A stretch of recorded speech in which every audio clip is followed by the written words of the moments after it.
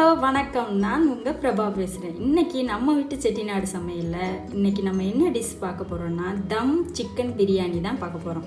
So வாங்க பார்க்கலாம் எப்படி தம் பிரியாணி போடணுன்றதை. இப்போ நம்ம சிக்கன் பிரியாணி செய்கிறதுக்கு தேவையான பொருட்களை பார்த்துக்கலாம். நான் இந்த சைஸில் ஒரு 7 பெரிய வெங்காயம் எடுத்து கட் பண்ணி வச்சுருக்கேன். அதே மாதிரி இந்த சைஸில் ஒரு 5 தக்காளி எடுத்து கட் பண்ணி வச்சுருக்கேன். 1 kg அரிசி எடுத்து வச்சுருக்கேன். 1 kg சிக்கன் எடுத்து வச்சுருக்கேன். புதினா இந்த அளவுக்கு உருவி வச்சுருக்கேன். ஒரு 13 பச்சை மிளகாய் எடுத்து வச்சுருக்கேன். 13 பச்சை மிளகாய். இந்த அளவுக்கு இஞ்சி எடுத்து வச்சுருக்கேன்.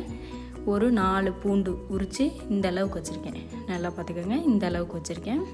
இப்போ நம்ம தாளிப்புக்கு தேவையானது இலை, பட்டை, உப்பு, சோம்பு, கடலெண்ணெய், கீ 200 கிராம் கீ எடுத்து வச்சுருக்கேன்.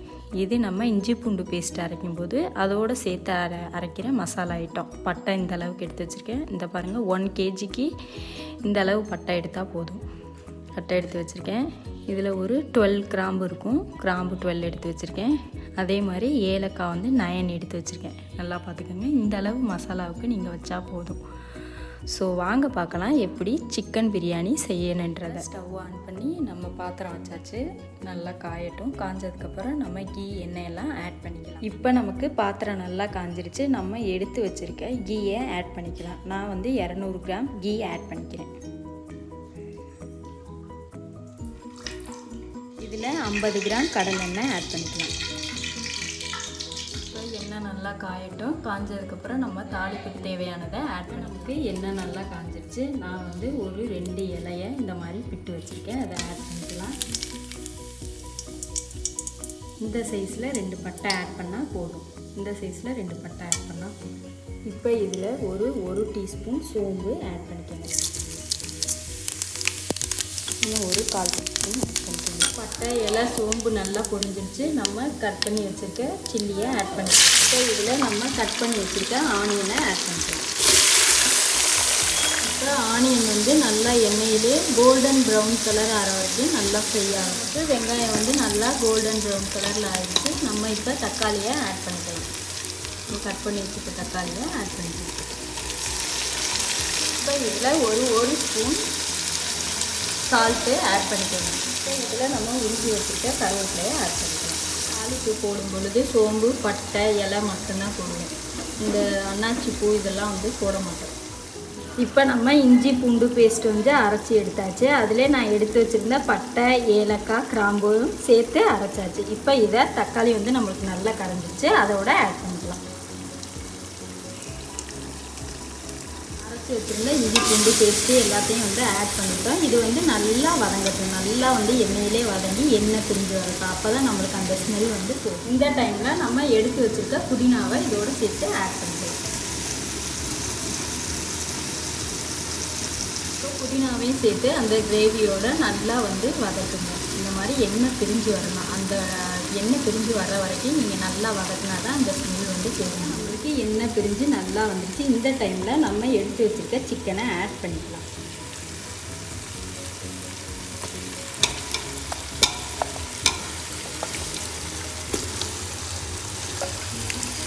சிக்கனை ஆட் பண்ணிட்டோம். நம்ம அந்த இஞ்சி பூண்டு பேஸ்ட்டு, தக்காளி, வெங்காயம் வதக்கின கிரேவியோட சிக்கனும் சேர்ந்து நல்லா எண்ணெயிலே குக் ஆகட்டும். ஒரு 10 or 15 மினிட்ஸ் நல்லா எண்ணெயிலே குக் ஆகும். ஃபுல்லாக வைக்காமல் மீடியம் ஃப்ளேமில் வச்சு சிக்கனை நல்லா எண்ணெயிலே குக் பண்ண வைங்க. இல்லாட்டி தூரில் கொடுத்துரும், அடி பிடிச்சிரும். ஸோ மீடியம் ஃப்ளேமில் வச்சு குக் பண்ணுங்கள். ஏன்னா நம்ம ஏற்கனவே இஞ்சி பூண்டு பேஸ்ட்டு இதெல்லாம் டக்குன்னு அடி பிடிச்சிரும். ஸோ மீடியம் ஃப்ளேமில் வச்சு நல்லா சிக்கனை எண்ணெயிலே குக் பண்ணி நம்ம சிக்கனுக்கு தேவையான சால்ட்டை ஆட் பண்ணிக்கலாம். நான் ஏற்கனவே ஒரு ஸ்பூன் சால்ட் ஆட் பண்ணிவிட்டேன். இப்போ ஒரு ஸ்பூன் சால்ட்டு ஆட் பண்ணிக்கிறேன். எவ்வளோக்கு எவ்வளோ எண்ணெயிலே சிக்கனை நல்லா வதக்குறீங்களோ அவ்வளோக்கு அவ்வளோ நம்மளுக்கு டேஸ்ட் நல்லாயிருக்கும். இந்த கவுச்சி ஸ்மெல் வராது. ஸோ நல்லா எண்ணெயிலே சிக்கனை நல்லா குக் பண்ணலாம். நம்மளுக்கு கறி நல்லா வதங்கிடுச்சு, எண்ணெய் பிரிஞ்சு வந்துடுச்சு. இந்த டைமில் நம்ம அரிசி கழுவி வச்சுருக்கேன். இதை ஆட் பண்ணிக்கலாம். இப்போ நம்ம அரிசியை ஆட் பண்ணியாச்சு. இப்போ நம்ம அதுக்கு தேவையான தண்ணியை ஆட் பண்ணிக்கலாம். நான் இந்த டம்ளரில் தான் 4 டம்ளர் அரிசி எடுத்திருக்கேன். ஸோ இந்த டம்ளரில் 1 டம்ளர் அரிசிக்கு 2 டம்ளர் தண்ணி எடுத்துக்கலாம்.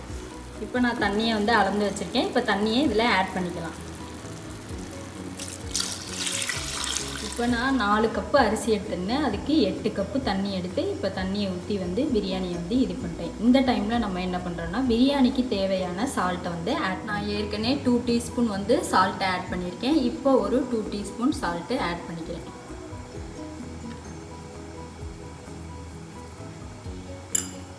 இப்போ நீங்கள் நம்ம வந்து நல்லா வந்து பிரியாணியை வந்து கிண்டி அதில் இருக்க தண்ணியை எடுத்து டேஸ்ட் பண்ணி பார்த்தீங்கன்னா தெரியும் உங்களுக்கு உப்பு காரம் எல்லாம் வந்து கரெக்டாக இருக்கான்னு ஒரு டைம் வந்து செக் பண்ணி நம்ம தண்ணியெல்லாம் ஊற்றி சால்ட்டெல்லாம் ஆட் பண்ணியாச்சு. நல்லா வந்து கொதிச்சு பிரியாணி வந்து நல்லா கொதிச்சு வந்து அரிசி வந்து ஒரு ½ குக் ஆகட்டும். ½ குக் ஆனதுக்கப்புறம் நம்ம தம் எப்படி போடுறதுன்றதை பார்க்கலாம்.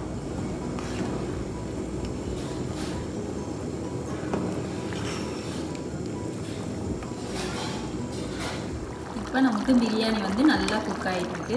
இந்த பாருங்க நல்லா வந்து பிரியாணி குக் ஆகிட்டுருக்கு. இன்னும் வந்து ½ குக் ஆகணும். ரைஸ் வந்து ½ குக் ஆகி தண்ணி சத்து வந்து இன்னும் கொஞ்சம் கம்மியாக ஆகணும். இப்போ இந்த மாதிரி நம்மளுக்கு ரைஸ் வந்து சேர்ந்தாப்புல வந்துடுச்சு. இப்போ நம்ம என்ன பண்ணோம்னா நல்லா வந்து இதை நல்லா இப்படி அமுக்கி சரிப்படுத்திட்டு அடுப்பை வந்து சிம்மில் வச்சுக்கணும். இப்போ நான் வந்து அடுப்பை சிம்மில் வச்சுட்டேன். இப்போ என்னென்னா நான் கொஞ்சம் புதினா அந்த பாருங்கள் புதினா ஊறி வச்சுட்டு இதை இதுக்கு மேலே போட்டுக்கலாம். பாத்திரத்தில் நீங்கள் பிரியாணி செய்வீங்களோ அதுக்கு கரெக்டான தட்டை வச்சு மூடிக்கங்க. கரெக்டான தட்டை வச்சு மூடிட்டு நான் கொஞ்சம் பெரிய பாத்திரத்தில் இந்த மாதிரி தண்ணி பிடிச்சி வச்சுருக்கேன். இப்போ இதை தூக்கி அதுக்கு மேலே இதுக்கு மேலே நல்ல ஒரு வெயிட்டான பாத்திரத்தில் தண்ணி எடுத்து இப்படி அதுக்கு மேலே வச்சுக்கோங்க. இப்போ அடுப்பை இந்த மாதிரி மீடியம் ஃப்ளேமில் வச்சுக்கோங்க. மீடியம் ஃப்ளேமில் வச்சுட்டு இங்கே பாருங்கள் நான் வெயிட்டு தூக்கி வச்சுருக்கேன்.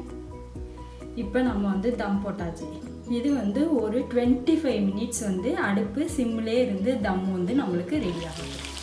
இப்போ நம்மளுக்கு வந்து 20 மினிட்ஸ் ஆயிடுச்சு. இப்போ தம் ரெடி ஆயிடுச்சான்னு பார்ப்போம். இப்போ நம்மளுக்கு பிரியாணி ரெடி ஆயிடுச்சான்னு பார்ப்போம். இதில் ஒரு 2 டீஸ்பூன் கீ வந்து ஆட் பண்ணிக்கலாம் மேலே.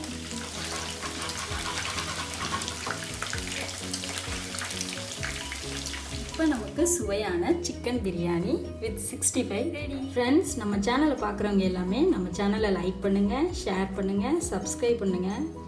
மறந்துடாமல் பெல் ஐக்கானை கிளிக் பண்ணிடுங்க. தேங்க்யூ வாட்சிங் அவர் சேனல்.